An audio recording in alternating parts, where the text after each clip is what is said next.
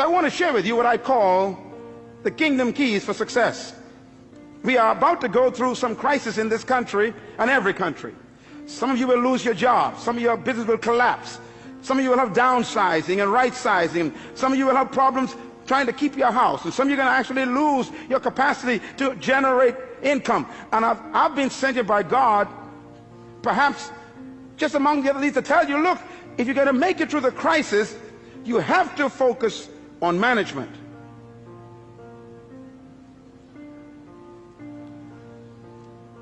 Here's God's successful key.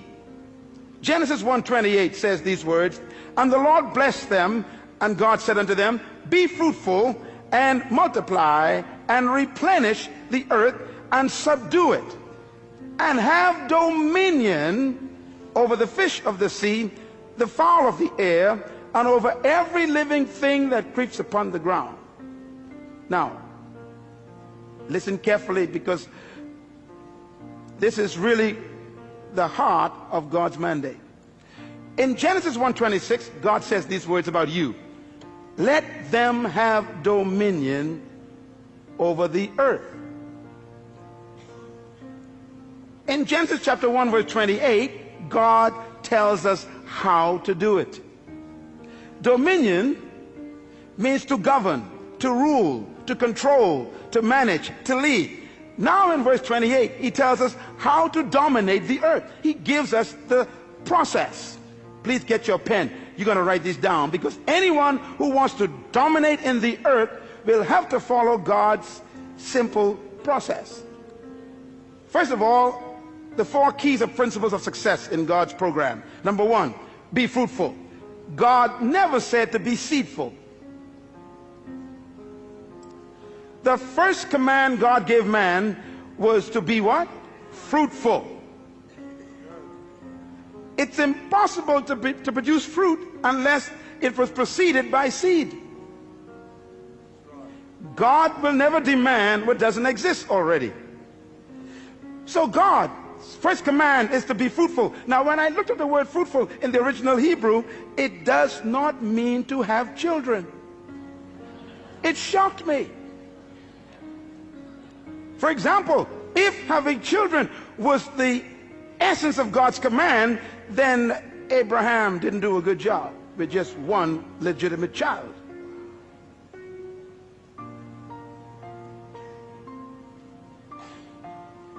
The word fruitful, write it down, it means productive.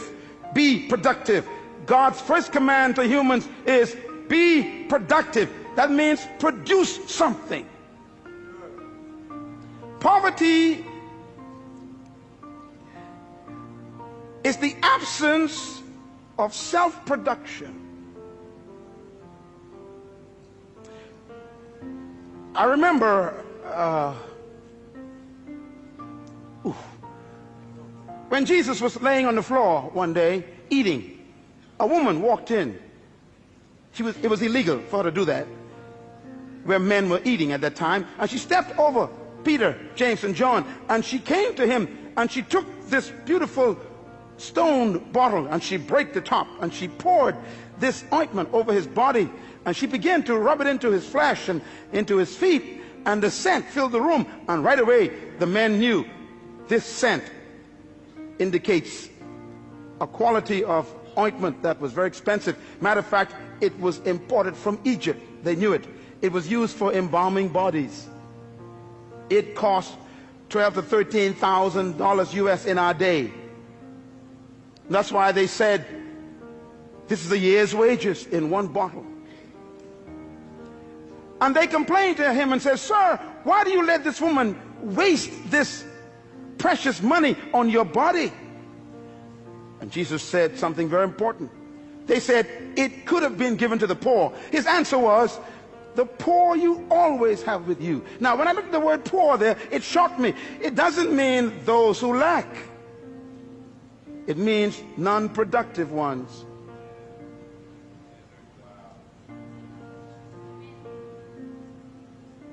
The first command of God is produce.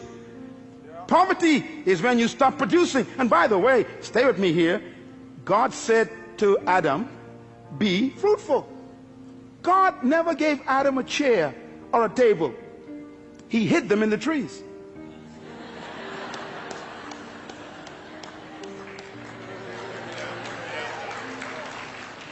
God never gave man shoes. He hid them in the cows. God never built a building before. He hid the buildings in the dirt, in the concrete. He hid the cars in the ore, in the mountains. Be fruitful. Be productive. The future of Australia is not in America or England. It's in Australia. The capacity to produce is right here. Poverty is a lack of creativity, not a lack of resources. There is no crisis except a crisis of creativity. No money has left the planet.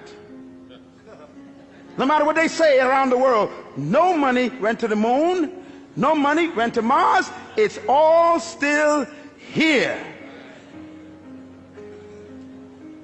And it will be attracted to creativity, because crisis creates creativity and innovation. It is those who are productive that will attract resources.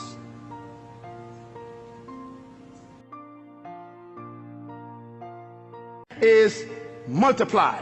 Multiply means to reproduce what you produced. If you follow any successful company, you know, I was driving here a moment ago and I just saw McDonald's. And McDonald's is far away from its original headquarters in Orlando. And it's amazing, when you go to McDonald's in any part of the world, it's the same burger. McDonald's has discovered God's program more effectively than the church. First of all, you what? Produce. Everybody say produce. In other words, you produce something. You produce one good item. McDonald's produced a product called Big Mac. You cannot find the Mac anywhere else. That's their fruit. But having a good product, you will still die of starvation. A good idea doesn't make you wealthy or successful. You got to be able to move to stage number 2. Multiply. Reproduce it. McDonald's have to develop a system that can produce 1 billion burgers every single month. And it's the same Big Mac.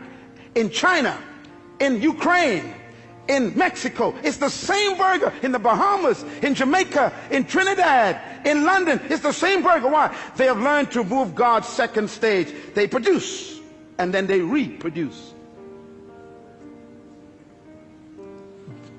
Every successful business on earth has stolen God's process, and only the church have missed it. That's why we're broke. Microsoft, Bill Gates produced one good fruit, and then he put the system in to multiply it. What you cannot reproduce will die. The third command of God is very important. He said replenish. Everybody say replenish. The word replenish means to distribute. You know, it's incredible. God's ideas are all business ideas. Why? You are a manager. No matter how good your product is, and no matter how many times you reproduce it, nothing can destroy a company faster than dead inventory. Come on, businessmen, talk to me. You can have the best product in the world in the warehouse and still die of starvation. You must move to the third level of success, and that is distribution. This church was not built by God just to become a good product. He wants to reproduce this 1,000 times in the city. And then he wants to distribute it to other nations of the world.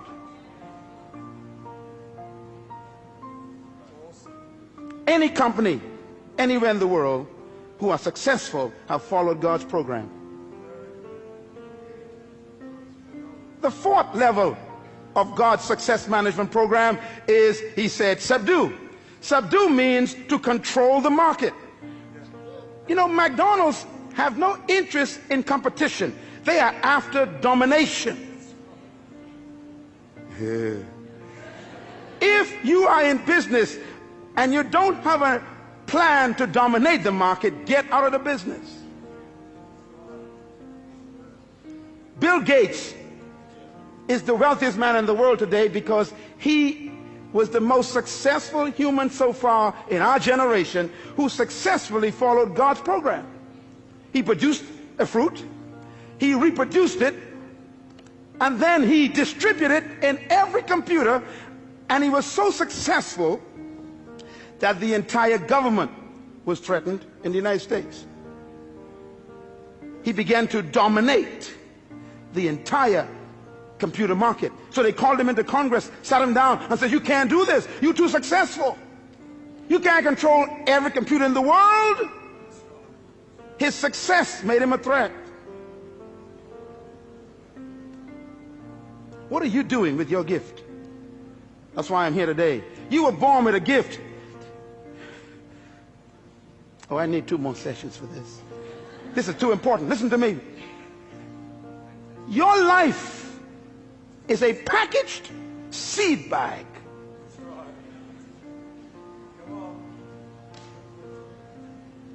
Subdue, control. And God says, if you follow these 4 principles, be fruitful, produce your gift, your product, multiply, reproduce it, replenish, distribute it, subdue, control the market, the result will be dominion. Dominion, therefore, is not a pursuit, it's a result.